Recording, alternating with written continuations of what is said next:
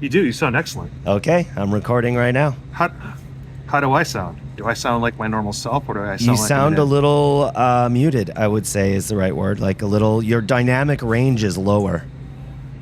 Yeah. Well, I'm using my earbuds. Yeah. Just to cut down on any background noise. But I have this other recording of this other camera, Okay, perfect. and if I put it through the ringer, it might come out better. It's great. So, what are you drinking, Andrew? Do you have your beverage? I'm going to record to the cloud. Here we go. Message is being recorded. All right. Okay. What am I drinking, Andrew Bauman? I am drinking ginger soda. Hey, Rob. Hey, Rob is drinking a cider, a non-alcoholic cider, but I will have a beer shortly. I have to hit okay. Okay. Yeah, I'm Okay, Hey, hold Rob on, is Rob. I'm going to drinking get a, myself a beverage.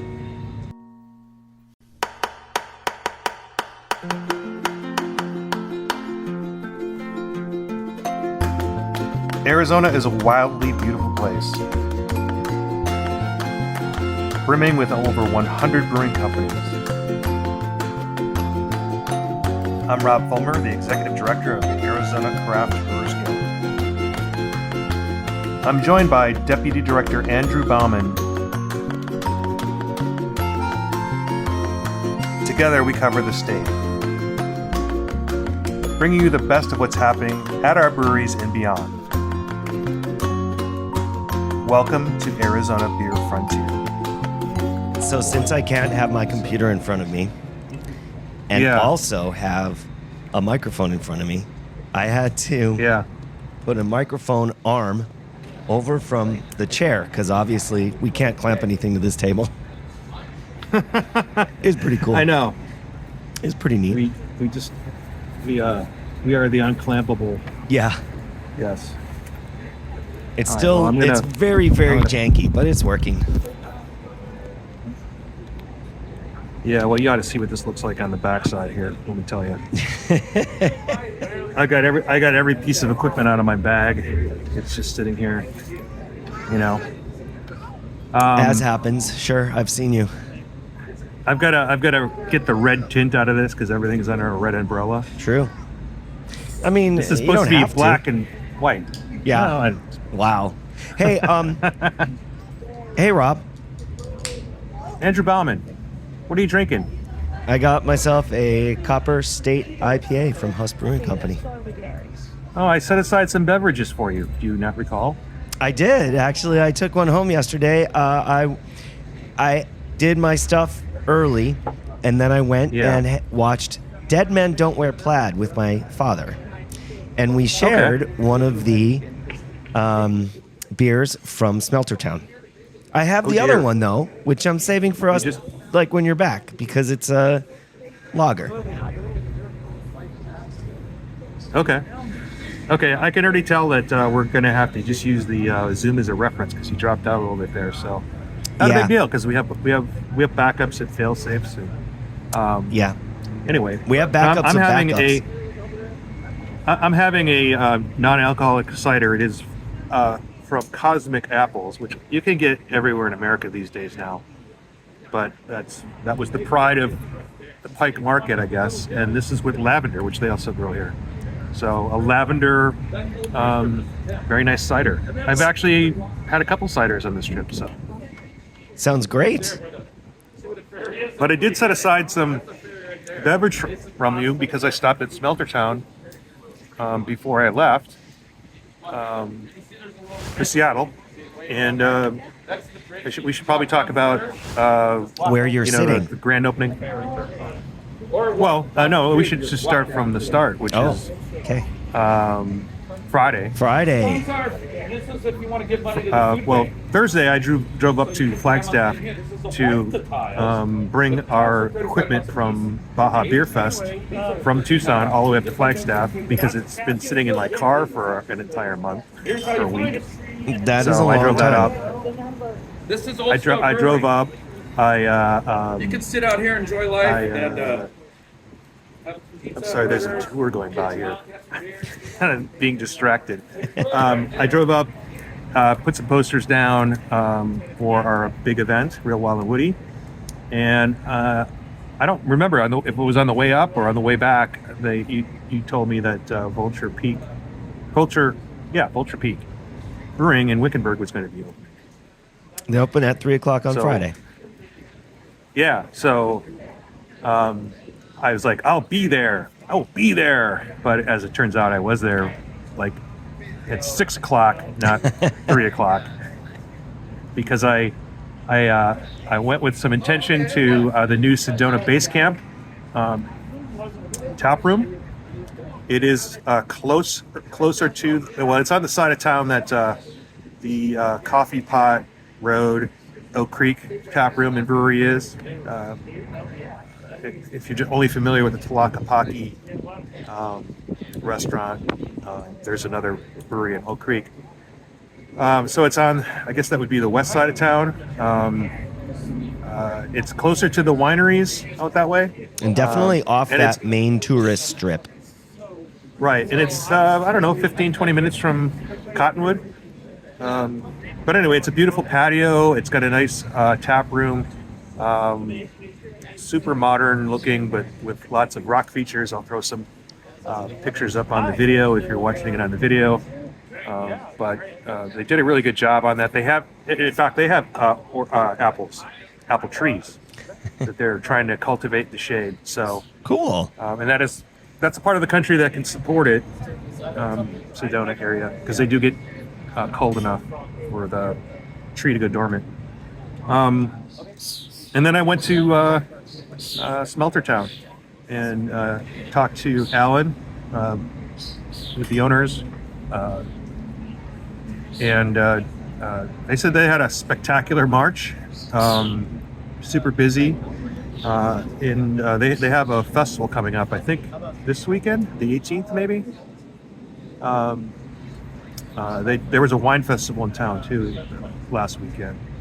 But I picked up those two beers. One was a IPA that was a collaboration with Ash. Is that the one you took home? Yes, it was delicious. So I got two beers. I got one that was your kind of beer. Yeah. And I got one that was more my kind of beer, even though I would love a Pilsner. Okay, I do need to grab a credit card. Oh, yeah, so I can absolutely. open a tab up, my friend. Appreciate it. Come on, little boy. Thank you. See, this is what some states do. Any food or Everyone anything gets else for you ID'd. right now? Yeah. No, Any food or anything else for you? Or the just, Pilsner would be great for now. Cool. And You got it. I'll just wave and keep them coming. So I got a Pilsner for myself, even though I knew I wasn't going to be there. So I got the beer that you would enjoy, and I got a beer that I would enjoy, even though I knew I wasn't going to be there. So I thought you would have it here. But the Ash IPA, it was brewed by two Ash members. One was named John, the other one was named Wayne, and Alan. You know Alan, right? Yes. I don't want to be sexist or anything, but like she's a petite little flower, right? I mean, she runs that tap room, like a boss. But she's like, I wanted to call it John Wayne Gacy Hazy. Oh God. Or something like that. That's something Or people Gacy's could do, Hazy. sure. Casey's Hazy. That's what she wanted to name it because they were named John and Wayne. And I'm like, yeah. Doing a different name is better. Speaking of that Pro-Am you're talking about, that's part of my little weekend, but we're not there yet. Oh, okay. Well, then you can pick it up because you were already by this time at Vulture Peak, and then I was there probably an hour after you left, maybe more. So probably more. Yeah. You drove on up. Yeah. You drove on up. I headed up to. I left here about 1 to head to Wickenburg, and 1 o'clock on Friday. I thought was going to be a pretty easy drive, but That was not the case at all. It was a disaster the whole way. I thought I was going to miss you, honestly. I was like, he's going to be there at 3, and I'm going to get there at like 4 with this traffic. But indeed, I got there at 3:02. So it did take 2 hours, which is a lot longer than normal, but I built in some little time. Just like Ida Stedman, my orchestra teacher, taught me. Yeah. If you're late, you're dead. So I didn't have to die. It was great. However, when I got there at 3 for the grand opening, it was packed. I mean, it was completely busting out the doors.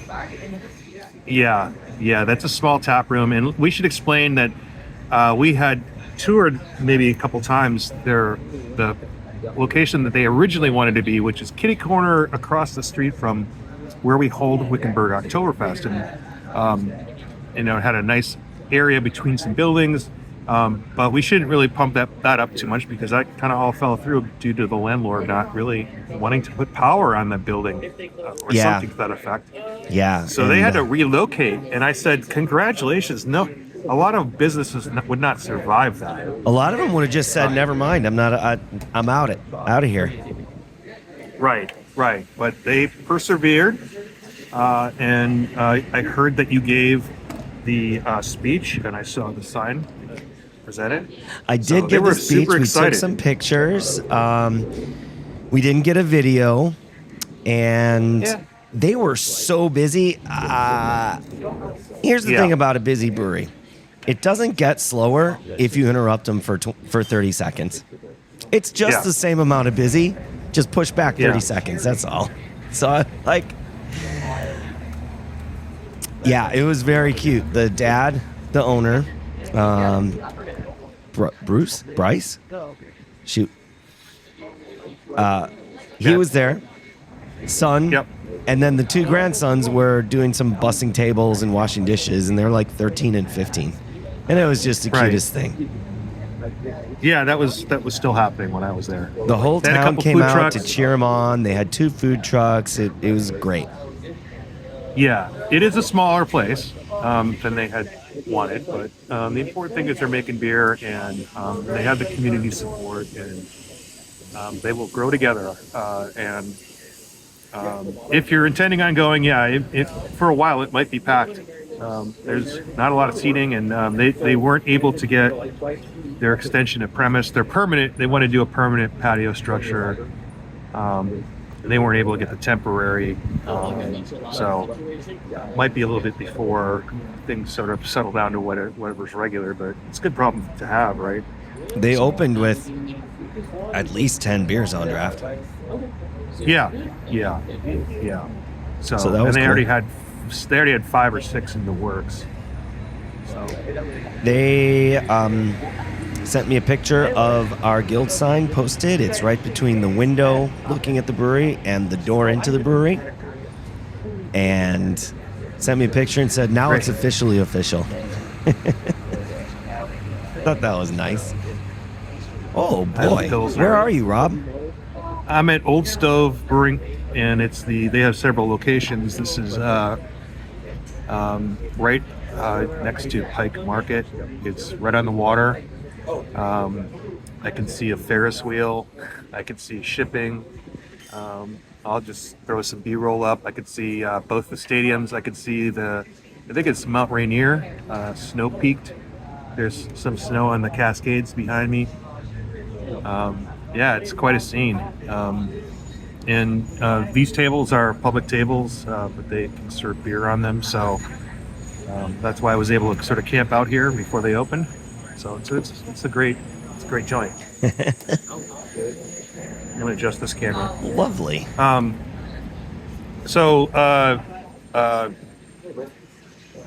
guess did you do anything else over the weekend? I left Wickenburg, headed back down to my home in Chandler, and I stopped at 8-Bit Brewing. Said hi to them. Yep. That was fun. It's great to get out there and see the new cool stuff they got going on. And then, headed back home. And Saturday was a whirlwind.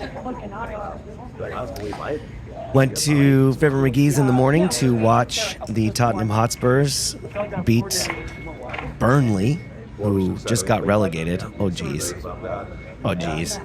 Poor Burnley. It sounds like they beat up. An individual. Yeah. That sounds like a guy, person.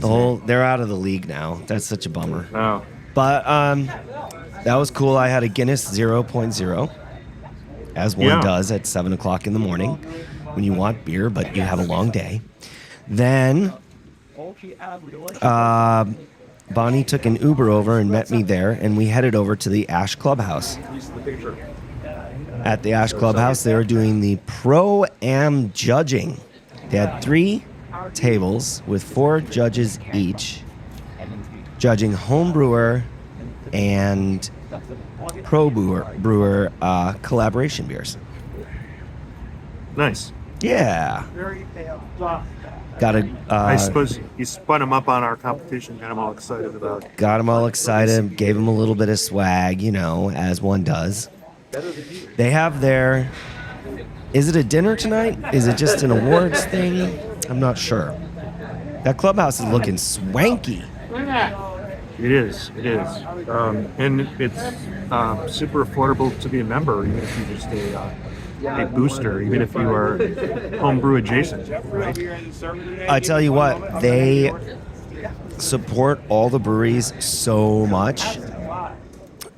Membership is a trivial amount of money, but they did say that their biggest benefactor is none other than John Lane of Oso fame. I bet. He makes personal visits and says, hey, what do you guys need? And they're like, oh, we don't need anything. Thanks for all your support. Well, he says, well, here's a check. And they're hoping to create the entire area to become air conditioned. Lease time is up. It's time for them to renew their lease in a year. So, yeah, just like everybody, I guess. Yeah, and they also have Orioles water system, and I can't remember whose mill they have from a brewery. And they also recently acquired a 2-head bottling line from Saddle Mountain, I think. I should say it's not a bottling line, it's more of a bottling station. Bottling's kind of fell out of favor, but it's still a great way to get competition samples out. It's the preferred method for a lot of brewers, even if they have canning lines. People like Derek Osborne, Doc. So, yes. So I said you should keep that, and also there's still plenty of people making wedding beers, and those just seem to sing differently in a bottle, right? Well, I mean, there are homebrewers that have an October machine and can get blanks and seam their own cans and get their beer in cans, but for the majority, a bottle is just an easy way to put stuff in a portable package. Yeah, and you're not going to get the oxygen pickup with the longer neck, especially if you film on the top. It's a little harder to do it. Right. But we're kind of in the weeds here. Yeah? That is our nature. So Saturday, I just did a bunch of errands. I didn't leave for Seattle until Saturday night. It is our pleasure to welcome you to Seattle Tacoma International Airport. The local time is 12:07 a.m. We did not enjoy any Aurora Borealis. So. Oh man, was it cloudy? What happened? It just wasn't. I think the day was Saturday. Sunday there was a chance, but it could be. If you watch the radar, it could be for 10 minutes. In a window of 4 hours. So. It's that really unpredictable. Huh. Yeah, I didn't really realize that. We went out on Saturday night and Sunday night. There was no goods. There's too much ambient light. Yeah. Well, yeah, we would have had to seen it from the airplane, or once we landed, we would have had a plan, and that wasn't going to happen. So Sunday we're here, and it's Mother's Day, so we're very close to this market here, and it's a big tourist attraction. And nevertheless, it's still a great attraction even for people who live here because the variety of food and stuff going on. And then you've got this gym, old stove on this patio, and also Pike Brewing Company, which is one of the classic brew pubs, and it was Charlie and Rose Finkel started it, of Merchant Duvin fame as well. The people who brought Orval to America, among other brands, and they have this vast collection of Barryana memorabilia. So we had a beer there. Yes, you can still get a kilt lifter there.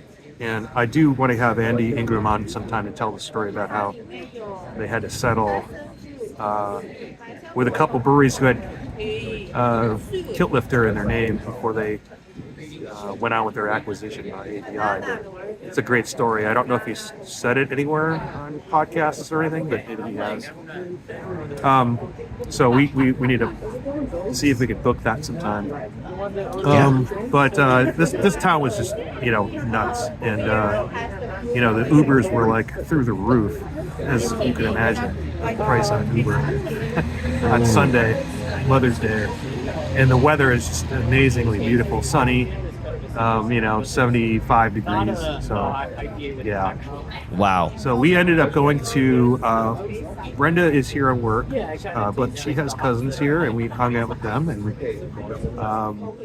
we went to an Elks Lodge, the Ballard Elks Lodge. It's right on the Sound here, and they have a little beach, and we sat and drank Rainier's on the patio.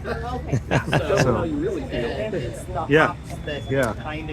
We on Saturday we continued our journey after the Ash meeting to Saltfire. Saltfire Tap Room. Stopped by there. Got to meet your neighbor. Eric? No, Roseanne. Rochelle. So close. Long word, double N, starts with an R. Double consonant. I mean, yeah. So we went to Saint Rochelle. That was great. Had some Saltfire beer. We actually shared one beer because we knew our time was short. Then went and got our pedicure. Yeah, makes sense. Because we were going to the beach, so we have to have a pedicure. And then we went to Bottle Shop. Had a grand old time there. There's a rumor that they're opening the place near my house. I don't know if that's true. I don't know if we deal in rumors on the show at all. What are you talking about? The old Riazzi's Pizza, which was the Golden Pineapple, from my understanding, or people tell me in the neighborhood that the people from Bottle Shop 48 are going to open that place up. And I said, well, that could happen, but there was a reason why that other place closed. That's a lot of work. Might need some work. So, who knows? Yeah. And it's a... again, this is outside of the rumor that I just told you. Claptrap, but I mean, it'd be difficult to just put a beer bar in there. You probably do need to address that it's more of a restaurant because it's built like a restaurant. Because there are tables that are not, in the mix, right? They're off to the side, and that's really not how beer bars work as well. You know what I mean? And a giant space that is actually a kitchen. Yeah, nobody wants to be relegated to a side area in a place where you're trying to meet people and hang out. A restaurant works, totally. Right? So, anyway, people got to do things. It's mere speculation. So, I mean, that's not to say that no one who runs a beer bar could do that. Obviously, it's not as easy as just slapping your name on the door. That's all. Right. So, Saltfire and Bottle Shop 48, and then you went home? Yep. Yeah. Well, we had to do some grocery shopping, and then we went home. Yeah. Okay. And you had a lovely Mother's Day, I'm sure. Indeed, we did. We went to the Hungry Monk. Stay right here. Nice. Met my mom and dad, and Margaret came in and met with us as well. And we had just a lovely breakfast. I had the coffee stout from Oso. That was delicious. Should we talk pricing, or is that against antitrust laws? It was $11.50 for a 12-ounce pour. Wow. It was Mother's Day, and I'm worth it.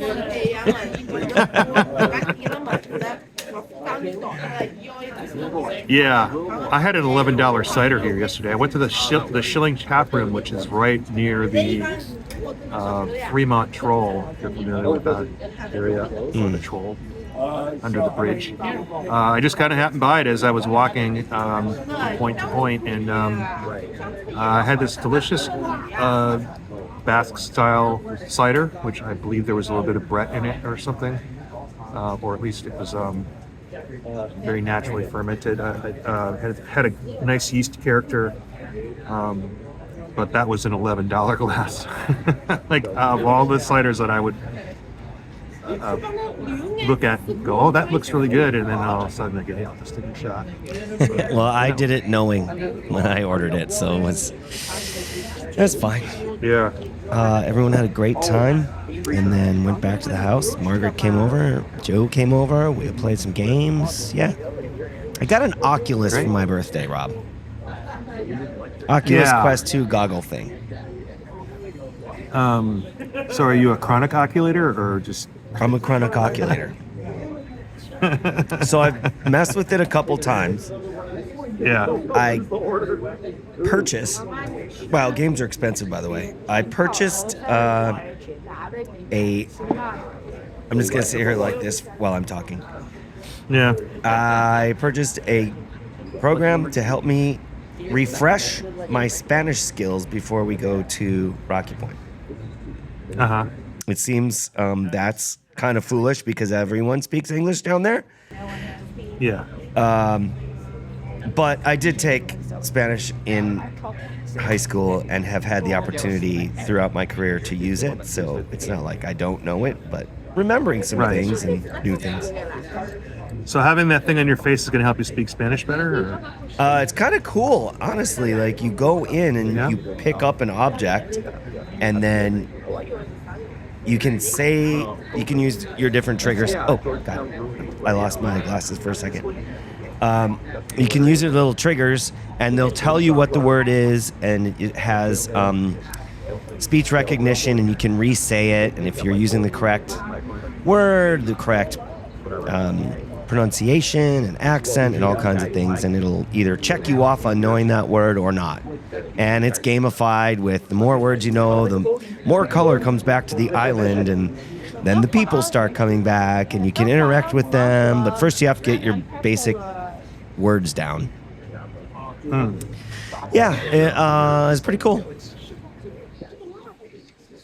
Cool. Well, so I'll just throw a few notes about what I did here on Monday, but today I'm meeting with Daniel from the Washington State Brewers. They're the Gilder Association. Whatever. Those guys. The guys that do what we do. All right. I'm meeting with Daniel this afternoon at Stoop Brewing on Capitol Hill. And so I'll probably reference our discussion in a future episode, depending on what comes out of that. But I'm also here visiting, coincidentally, a friend of mine who has been in the brewing industry for a while. He suffered an accident, and I was hoping to see him, but I guess he's doing okay, but not really able to see anybody. He's going to be out for 6 weeks. Had some sort of head injury and spinal fracture. So I'm meeting with his wife for probably dinner and drinks tonight as well. So. Wow. That's rough. Yeah. It sure is. So he's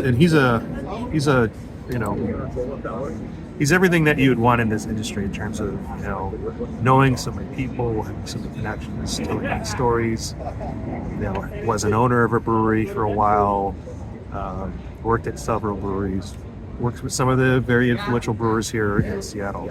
So hopefully everything's gonna be okay. And I've known his wife for a long time too, so it'd be nice to catch up with her. But those are the things happening today. I'm going to ask the Washington Brewers Guild about their event coming up. They have a statewide festival here at the Seattle Center. Kind of want to, as we have our changes in our industry with events, I kind of want to bend his ear a little bit about how that's going. Yeah, so on there is that a note, business if anyone is thinking functions. about getting a ticket to Real Walden Woody Beer Fest, just go do it now. Like, why wait until 2 weeks from now? Just get it now. Yeah, well, it looks like our VIPs, we might have to create a ticket of no parking VIP, because those are probably gone by the time Yes.